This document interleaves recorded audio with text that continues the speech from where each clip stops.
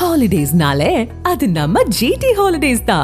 GT Holidays, South India's #1 travel brand. You know you are special when you're with GT Holidays. Thallakulam எலும்பு roast, market mutton நெஞ்சு chops, Simmakkal வெங்காய குடல், விளக்குத்தூண் ஜிகிர்தண்டான்னு மதுர உணவுகளை சாப்பிட பாண்டி பஜார் பசும்பொன் ரெஸ்டாரண்ட்டுக்கு வாங்க. நல்ல வெரைட்டியா ருசியா சாப்பிடலாம். முக்கிய தகவல்களை குறுஞ்செய்தி வாயிலாக தெரிந்து கொள்ள ஆதன் செயலியை டவுன்லோட் பண்ணுங்க. ஆதன் சினிமாவர்ஸ்க்கு ஒரு பெரிய வணக்கம். நான் தான் உங்க விஜய் ஷாம்லா. இன்னைக்கு நம்ம ஆதன் சினிமாவில் யாரை மீட் பண்ண போறோம் அப்படின்னு பார்த்தீங்கன்னா, ஜேர்னலிஸ்ட் தஞ்சை அமரன் தான் இன்னைக்கு நம்ம கூட இருக்கிறாரு. இவர்கிட்ட நிறைய விஷயங்களை சினிமாவை பத்தி கேட்டு தெரிஞ்சுக்க போறோம். வணக்கம் சார். வணக்கம். எப்படி இருக்கீங்க? நலம். விடாமுயற்சி இந்த படத்தை பத்தி நிறைய விஷயங்கள் தொடர்ந்து பேசிக்கிட்டே இருந்தாலும் நிறைய பேருக்கு இருக்கக்கூடிய கேள்வி, இந்த படம் எப்பப்பா ரிலீஸ் ஆகும் அப்படிங்கிறது தான். இந்த படத்துல அப்படி என்னதான் பிரச்சனை, எதுக்கு பொங்கல் ரிலீஸ்ல இருந்து பின்வாங்குச்சு அப்படிங்கிறதுமே ஒரு பெரிய கேள்வியா தான் சார் இருந்துகிட்டு இருக்கு. இல்லை, ஆரம்பத்துலேருந்து இந்த படம் ஒரு தகராறாகவே போயிட்டு இருக்குது. டைரக்டர் மாற்றம், கதை மாற்றம், லொக்கேஷன் மாற்றம், அப்புறம் அங்கே நடந்த லொக்கேஷனில் நடந்த இடர்பாடுகள், பல இடியாப்பு சிக்கல் இருந்து அஜித் ஃபேன்ஸுக்கு பெரிய ஒரு கவலை தரக்கூடிய ஒரு இதாக நடந்து போச்சு.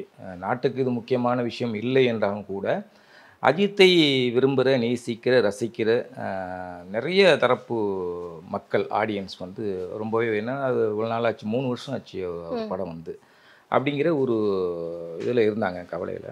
சரி, பொங்கல் விருந்தாக வந்துடும் அப்படிங்கிற ஒரு பெருத்த எதிர்பார்ப்போடையும் ஆவலோடையும் இருந்த நேரத்தில் இடி மாதிரி விழுந்த ஒரு செய்தி இது மாதிரி பொங்கல் ரிலீஸ் கிடையாது அப்படிங்கிற ஒரு செக்கு. என்ன நடந்தது அப்படின்னாக்கா, ஆக்சுவலாக இந்த படம் ஒரு பெரிய படம், வெளிநாடுகளையும் ரிலீஸ் பண்ணுவாங்க. அப்படி இருக்கும்போது வெளிநாடுகளில் உள்ள ப்ரொசீஜர் என்னன்னாக்கா, சென்சார் சர்டிஃபிகேட் இருந்தால் அங்கே தியேட்டருக்கு ரிலீஸ் இது பண்ண முடியும், முன்னாடியே கொடுக்கணும். இங்கே அப்படி இல்லை, இங்கே 1 நாள் 2 நாளுக்கு முன்னாடி கூட இங்கே இது பண்ணிடலாம். ஆனால் வெளிநாடுகளை பொறுத்தவரையும் அப்படி இல்லை. நடைமுறை என்னென்னா 2 வாரத்துக்கு முன்பே கொடுத்துடணும் அப்படிங்கிற ஒரு ரூல்ஸ் அண்ட் ரெகுலேஷன்ஸ் இருக்குது. அது இவங்க சென்சார் லேட் ஆயிடுச்சு. சென்சார் ஷூட்டிங்கு மற்ற விஷயங்கள் பிஸ்னஸ் இந்த இதில் இருந்ததுனால சென்சார் வாங்குற லேட் ஆயிடுச்சு. வாங்கியாச்சு, யுஏ சான்றிதழ் வாங்கியாச்சு. பட்டு அங்கே எப்படின்னாக்கா எல்லாம் கிறிஸ்மஸ் விடுமுறை ஒரு மாதம் கொண்டாடுவாங்க வெளிநாடுகள். அப்படி இருக்கும்போது அங்கே எல்லா அலுவலகங்களும் லாக்கு. இந்த லாக்குனால இங்கே ஏன்னா அது ஒரு பெரிய பிஸ்னஸ் அப்படி இருக்கப்ப இங்கே ரிலீஸ் ஆகிறப்ப அங்கே ரிலீஸ் ஆகும் அப்படிங்கிறதும் இதனால அப்படி ஒரு சிக்கலில் மாட்டிக்கிச்சு. அது அஜித் ரசிகர்களுக்கு மட்டும் இல்லாமல், அஜித் எப்பொழுதுமே அப்செட் ஆக மாட்டார், ரொம்ப கூலாகவே எதுவுமே ஹேண்டில் பண்ணக்கூடிய ஒரு நபர் அஜித். ஆனால் அவரே விடாமுயற்சியில் இடையில நிறைய இப்படி தடங்கள் நடந்தப்பே ஒரு பயங்கர டென்ஷனில் இருந்தார். கடைசி கட்ட நேரத்துலையும் இது மாதிரி ஆயிடுச்சு அப்படிங்கிற ஒரு கவலை, ஆத்திரமும் அவருக்குள்ளேயும் இருக்குது. இப்போ ஒரு படமுமே ரிலீஸ் ஆகிறதுக்கு முன்னாடி அந்த படத்துல நடிச்ச அவங்க கிட்டேயுமே ஒரு பெர்ஸ்பெக்டிவ்ல இருந்து என்ன பண்ணலாம் அப்படிங்கிற ஒரு கேள்வி கேட்பாங்கல்ல சார். அந்த மாதிரி விடாமுயற்சி படத்தையுமே இவ்வளோ தடங்கல்கள் வருது, இந்த படத்தை ரிலீஸே பண்ண முடியல, இந்த படத்தோட ரிலீஸை போஸ்ட்மார்ட் பண்ணலாமா அப்படின்னு கேட்கும்போது அஜித் அவர்களுடைய சைட்ல இருந்து என்ன மாதிரியான விஷயங்கள் வெளிவந்திருந்தது? சைலண்ட் தான் வெளில வந்திருக்கும். ஏன்னா கடுப்பு தானே ஆகும். ஏன்னா இது யாருடைய ஒரு படத்து ஹீரோவுடைய வேலை என்னன்னாக்கா, அவர் அந்த படத்தில் டெடிகேட்டிவாக நடிக்கணும், கரெக்டான இயக்குனர்கள் கதை. ஏன்னா அவங்க தான் பெரிய ஹீரோனாக்கா, அவங்க தான் சாய்ஸ், அவங்க தான் சூஸ் பண்ணுவாங்க எல்லா டெக்னீஷியனுமே எல்லாமே. அப்படி இருக்கப்போ அது மட்டும்தான் அவங்க பார்க்க முடியும். நடித்து கொடுத்துட்டா ரிலீஸ் பண்ணுறது எல்லாமே பிஸ்னஸ் பண்ணுறதுலாம் தயாரிப்பு தரப்பு வேலை. அது அவங்க இதில் சுழங்கினால கவனம் இல்லாமல் இருந்ததுனால செம்ம டென்ஷன் ஆகிட்டார். தலை டென்ஷன் மண்டேலாக ஆகிட்டார். அந்த அளவுக்கு எப்பொழுதுமே அவர் அந்த மாதிரி ஆக மாட்டார். இந்த முறை இந்த செயல் இந்த தாமதம் இந்த தடை அவரை ஆத்திரப்படுத்துது. ஆனா நிறைய பேருடைய சொல்ற விஷயங்கள் என்னவா இருக்குன்னா, லைக்கா சைட்ல தான் பிரச்சனை, அவங்க கிட்ட காசு இல்ல, அதனால படத்தை ரிலீஸ் பண்ண முடியல அப்படிங்கிற மாதிரியுமே தொடர்ந்து விஷயங்கள் வந்துகிட்டு இருக்கு. இப்ப இந்த படம் பொங்கலுக்கு ரிலீஸ் ஆயிருந்ததுன்னா ஆல்மோஸ்ட் ஒரு 10 நாள் தொடர்ந்து நிறைய லீவுகள் வருது. ஸோ அதனால படத்தை தொடர்ந்து தியேட்டர்கள்ல பாக்குறதுக்கு வாய்ப்பு அதிகமா இருக்கு. ஆனா இப்ப இந்த படம் ஒரு மார்ச், ஏப்ரல் அப்படி இல்லைன்னா பிப்ரவரி எண்டுன்னு சொல்றாங்க. அந்த டைம்ல எந்த ஒரு ஃபெஸ்டிவலுமே இல்லை சார். இப்போ பாக்ஸ் ஆஃபீஸ்ல இந்த விடாமுயற்சி படத்துக்கு என்னதான் கிடைக்கும்? அதாவது காதலர் தினத்துக்கு பிளான் பண்ணி பண்ணியிருக்காங்களாம் அடுத்து. அதுவும் வந்து நடக்குமா நடக்காதா அப்படிங்கிறது தெரியல. கேள்விக்குறிதான். நீங்கள் கேட்ட அந்த கேள்வியில் முதல்ல சொன்ன மாதிரியே லைக்கா வந்து ஃபினான்ஸ் சிக்கலில் இருக்காங்க அப்படிங்கிற தகவலும் உண்மைதான். நான் வந்து இது ஏற்கனவே சொல்லியிருக்கேன் நம்ம சேனலில் வந்து. என்னென்னா அது சினிமா தயாரித்ததில் அதில் லாஸ் ஆனது தொடர்ச்சியாக அவங்க அடி வாங்கினதில் மட்டும் கிடையாது. அங்கே லண்டன் பிஸ்னஸ், வெளிநாடுகளில் உள்ள பிஸ்னஸ் இருக்குல்ல, அதில் அவங்க ஏதோ கொஞ்சம் சிக்கலுக்கு ஆளாகியிருக்காங்க. அதனாலையும் கொஞ்சம் ஃபைனான்ஸ் சிக்கல். இப்போ 2 பக்கமும் அடி. இந்த சினிமா தொழிலையும் ஒரு ஒரு நஷ்டத்தை சரிவை சந்தித்தாங்க, அந்த சைடும் வந்து ஒரு பெரிய சிக்கலை சந்தித்தாங்க. இப்படி 2 பக்கம் அடிங்கனால அவங்க பெரிய ஒரு இதாக இருக்காங்க. எதுவாக இருந்தாலும் இந்த படத்தை இப்போ நீங்கள் சொன்ன மாதிரி ரிலீஸ் பண்ணால் அதோடைய இது வேறு, அதோடைய வணிகம் வேறு, வியாபாரம் வேறு, இன்கம் நல்ல ஒரு இது கொடுத்துருக்கும். இப்போ பிப்ரவரி 14 அப்படின்னு போகிறப்ப காதலர் தினத்துக்கு பிளான் பண்ணியிருக்காங்க. ரிலீஸ் ஆனால் கண்டிப்பாக அஜித் படங்கிறதுனால ஃபெஸ்டிவலாக இருக்கோ இல்லையோ, நிச்சயமாக அஜித், விஜய் போன்ற நட்சத்திரங்கள் நடிக்கிற படங்கள் வந்து எந்த நாளில் வெளியே வந்தாலும் படம் நல்லா இருந்தால் மிகப்பெரிய கலெக்ஷனை அள்ளும். ஆனால் இந்த பொங்கலுக்கு வரும்போது எந்த போட்டியுமே இல்லாமல் கேம் சேஞ்சர் தவிர எந்த படங்கான் இதை தவிர வந்து எந்த போட்டியுமே வரப்போ இன்னும் பெரிய ஒரு, ஏன்னா தொடர்ச்சியான விடுமுறை இருக்குது. நீங்கள் சொன்ன மாதிரி குடும்பமாக தியேட்டருக்கு போவாங்க. அப்படிங்கிறப்போ ஒரு பெரிய இதாக இருக்கும், வியாபாரம் ஆகிருக்கும், வசூலாகிருக்கும். அது 3 வருஷம் கழித்து அஜித் படம் ரிலீஸ் ஆக போது ஒரு பெரிய வசூலை ஈட்டும் அப்படிங்கிற நம்பிக்கையோடு இருக்கிறப்ப எல்லாமே உடைந்து சிதைந்து போகிறப்ப ஒரு எரிச்சல் தான் வரும். யாராக இருந்தாலும், எந்த ஒரு தனிப்பட்ட மனிதனாலும் ஒரு எரிச்சல் தான் வரும். அதுவும் நம்ம ஒரு டாப் மோஸ்ட் ஒரு ஹீரோவாக இருக்கிறவருக்கு கண்டிப்பாக அது வந்து கடுப்பு ஏற்படுத்தியிருக்கு. இப்போ லைக்கா வந்து இவ்வளோ பெரிய பிரச்சனைகளை சந்திக்குது அப்படின்னா அதுக்கு காரணம் சங்கர் அப்படிங்கிற மாதிரியுமே தொடர்ந்து பல விஷயங்கள் சார். ஏன்னா இந்தியன் 2 படத்தில் இவருக்கு ஒரு மிகப்பெரிய சரிவு கிடைச்சதுன்னா லைக்காவுக்கு வந்து கண்டிப்பாக காரணம் சங்கர் அப்படிங்கிற மாதிரி. இந்த கேம் சேஞ்சர் படத்தையுமே தொடர்ந்து பல விஷயங்கள் வந்துகிட்டு இருந்தாலும் இந்த படத்தை ரிலீஸ் பண்ணக்கூடாதுன்னு லைக்கா கேஸ் போட்ட மாதிரிலாம் சொல்கிறாங்க.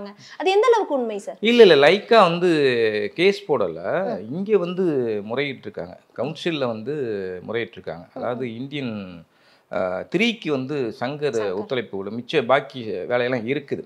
ஆக்சுவலாக இந்தியன் 3 வந்து புதுசாலாம் ஷூட் பண்ணலை, ஏற்கனவே எடுத்த இதுதான்.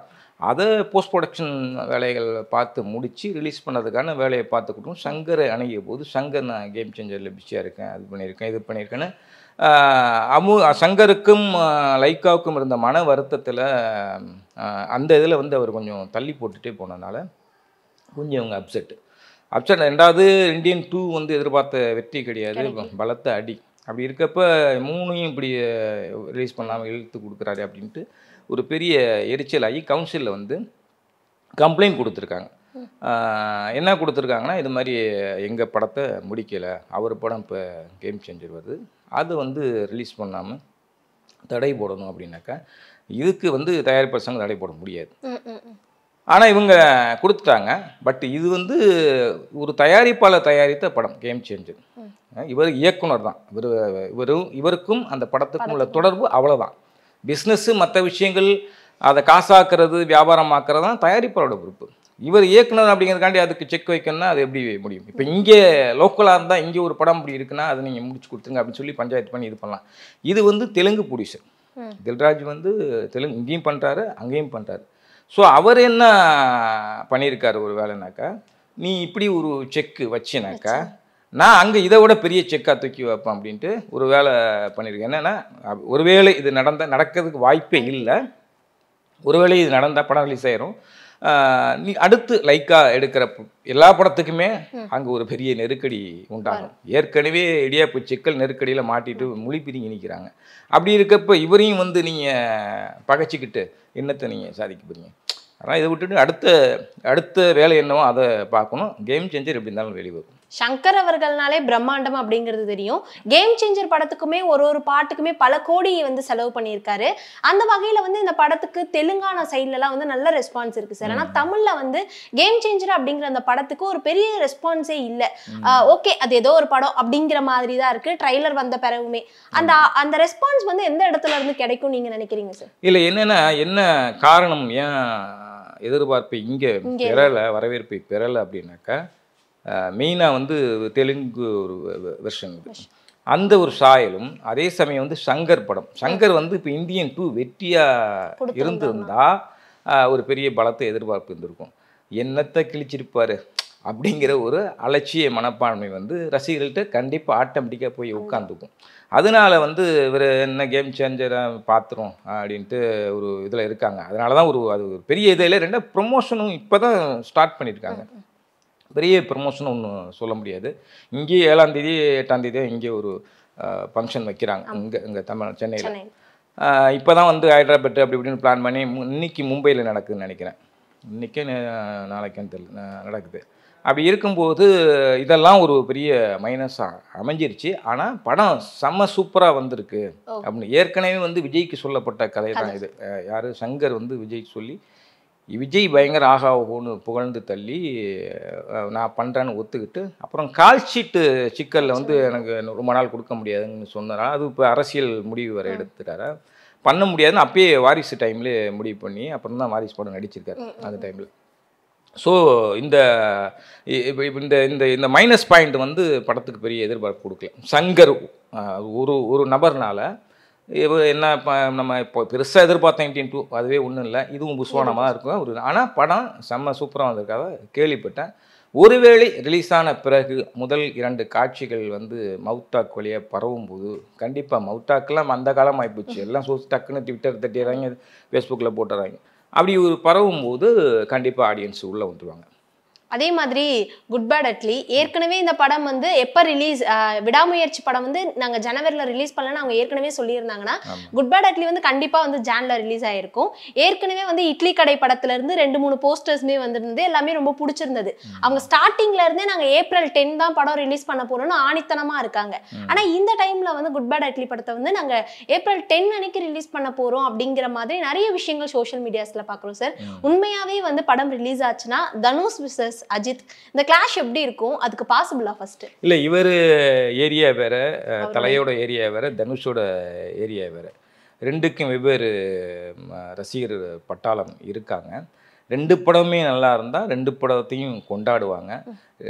ஒருவேளை படம் நல்லா இருந்தாலும் இல்லாட்டினாலும் ஓப்பனிங் இருக்கும். 2 பேருக்குமே ஓப்பனிங் கண்டிப்பாக இருக்கும். ஆனால் எனக்கு தெரிஞ்சு வந்து May 1 அஜித்தோட பிறந்த நாளை முன்னிட்டு தான் வரமா இருக்கும். ஏன் இந்த இட்லி கடையோட வருது முன்பே வருது அப்படின்னா அஜித் அப்செட் ஆகிருக்கான்னு சொன்னல. இப்போ இந்த படம் விடாமச்சு வந்த சூட்டோடய குட் பேட் இறக்கி ஆகணும் அப்படிங்கிற ஒரு இதில் இருக்கார் அவர். அதனால அந்த முன்கூட்டி ஏப்ரலில் ரிலீஸ் பண்ணலாம் அப்படின்னு ஒரு பிளான் நடந்துகிட்டு இருக்கு. ஆனால் அது ஃபைனல் ஆகலாம். அஜித் நினைக்கிறபடி முன்னாடி ஏன்னா இந்த படத்தை முடிஞ்சோடனே அடுத்து சூட இந்த படம் வந்துடணும் அப்படிங்கிற அந்த பிளான் வந்து ஒர்க் அவுட் ஆனிச்சுன்னா ஏப்ரல் வரும். இல்லாட்டினா ப்ரொடக்ஷன் சைடில் வந்து பிறந்தநாள் பரிசாக வந்து அஜித்தோட பிறந்தநாளுக்கு ரிலீஸ் பண்ணலாம் அப்படிங்கிற இதில் இருக்குது. எது முடிவு இன்னும் ஃபைனல் பண்ணலை. 2 டேட்டுமே ஃபைனல் ஆகலை. ஓகே, நீங்கள் இட்லி கடை படத்தோட போஸ்டர்ஸ் பார்த்துருந்தீங்களா சார்? உங்களுக்கு என்ன மாதிரியான விஷயங்கள் தோணி இருந்தது அந்த படத்தோட போஸ்டர்ஸ் பார்க்கும்போது? கண்டிப்பாக ஒரு நல்ல கண்டென்ட்டாக இருக்கும். ஏன்னா அந்த இதை பார்க்குறப்ப ஒரு ஷார்ட் ஸ்டோரிக்கான ஒரு இது தெரியுது அதில். கண்டிப்பாக தனுஷ் வந்து ஏற்கனவே ப்ரூஃப் பண்ணியிருக்காரு, ஒரு இயக்குனராக ப்ரூஃப் பண்ணியிருக்காரு. நிச்சயமாக ஒரு நல்ல ஒரு கண்டென்ட்டோடு அந்த படம் வரும் அப்படின்னு எதிர்பார்க்கலாம், சொல்லலாம். ஆனால் நிறைய பேர் சொல்கிற விஷயம் என்னென்னா ஏற்கனவே வந்து சிக்கன் ரைஸ் கடை இப்போ இட்லி கடையா அப்படிங்கிற மாதிரி அவருடைய கதைகள் வந்து ஒரு பக்கம் டைரக்ஷன், ஒரு பக்கம் ஆக்டிங், ஒரு பக்கம் லிரிக்லிஸ்ட், ஒருத்தர் பக்கம் சிங்கிங்னு தொடர்ந்து போய்கிட்டே இருக்கு சார். ஆனால் அவருடைய பயணங்கள் இப்படி இருந்தாலும் அவருடைய வளர்ச்சி அப்படிங்கிறது பெருசாக இல்லையோ அப்படிங்கிறதுமே அவங்களோட ஃபேன்ஸுக்கு ஒரு கவலையாக தான் இருந்துகிட்டு இருக்கு இல்லையா? அதை எப்படி நீங்கள் பார்க்குறீங்க? இல்லை, அது எனக்கு தெரிஞ்சு எங்கே அது கிளாஷ் ஆகும்னா எஸ்கேவோட கிளாஷ் ஆகும். ஏன்னா இவரால் அறிமுகப்படுத்தப்பட்டவர், தனுஷால் வந்தவர், வளர்ந்தவர், இவரை வச்சு ஒரு படமும் தயார் பண்ணியிருக்காரு. இன்றைக்கி எஸ்கேவோட வளர்ச்சிங்கிறது மிகப்பெரிய ஒரு உயரத்தில் இருக்குது. அவருடைய பிஸ்னஸும் வேறையாக இருக்குது. அவர் நம்பி பணம் போடவும் எத்தனையோ தயாரிப்புகள் கீவில் நிற்கிறாங்க. அடுத்தடுத்து லைனப்பு இருந்துகிட்டே இருக்குது. அப்படி அந்த கம்பேரிஷன் பார்க்கறனால தனுஷ் எங்கே சறுக்கிட்டாரோ மங்கிட்டாரோ அப்படிங்கிற ஒரு தோற்றம் இருக்குது. தவிர தனுஷ் ஒரு மிகச்சிறந்த கலைஞன். தனிப்பட்ட பர்சனல் வாழ்க்கைன்னு விட்டுரும். ஆனால் ஒரு கலைஞனாக மிகச்சிறந்த இந்தியாவிலே மிக முக்கியமான நடிகர் தனுஷ்ன்னு நான் சொல்லுவேன். ஆகச்சிறந்த திறமைசாலி. அப்படி இருக்கப்ப அவர்லாம் முடங்கிட்டார் அப்படிலாம் சொல்ல முடியாது. அடுத்தடுத்து அவரும் லைன் அப் வச்சிருக்காரு, விறுவிறுன்னு வேலை பார்த்துட்டு இருக்காரு, ரெஸ்ட்டே இல்லாமல் ஒர்க் பண்ணிட்டு இருக்காரு. ஒரு படத்தை ஷூட்டிங் முடிச்சுட்டு கூட இட்லி கடை வந்து முடிச்சுட்டு கூட இன்னொரு படத்துக்கு வந்து பாட்டு பாட போனார் ரெஸ்ட்டே இல்லாமல், அப்படிங்கிற மாதிரிலாம் தகவல் இருக்குது. அப்படி இருக்கப்ப அவர் உழைப்புக்கு அவர் திறமைக்கு கண்டிப்பாக அவர் உயரம் வந்து சறுக்காது. படங்களை கதைகளை சரியாக தேர்வு செய்து நல்ல படங்களாக கொடுத்தா கண்டிப்பாக அடுத்தடுத்த உயரத்துக்கும் அவரும் போவார்.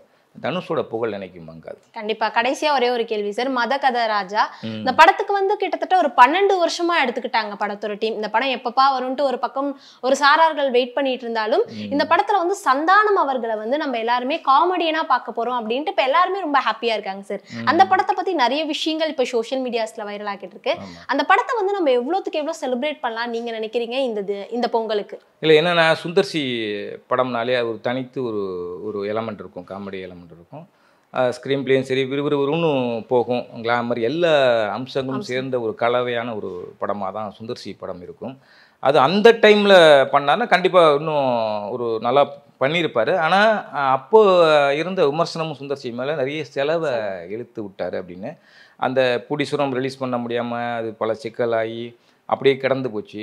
அப்புறம் விஷால் வந்து அவர் ரிலீஸ் பண்ணுற மாதிரி முயற்சி, இப்படி பல சிக்கலுக்கு உள்ளாகி அப்படியே கிடப்பில் கிடந்துருச்சு. அதான் இப்போ வந்து ரிலீஸ் பண்ணுறதுக்கான வேலைகள் இருக்குது. சொல்ல முடியாதுங்க, இந்த பொங்கல் இதில் வந்து கலகலப்பாக வழக்கமான ஒரு சுந்தர்சி ஃபார்முலா படமாக வந்து முழுக்க முழுக்க அந்த இதில் 1% கூட குறையாமல் இருந்தால் நிச்சயமாக வந்து ஒரு பலத்த போட்டியை உண்டாக்கும்.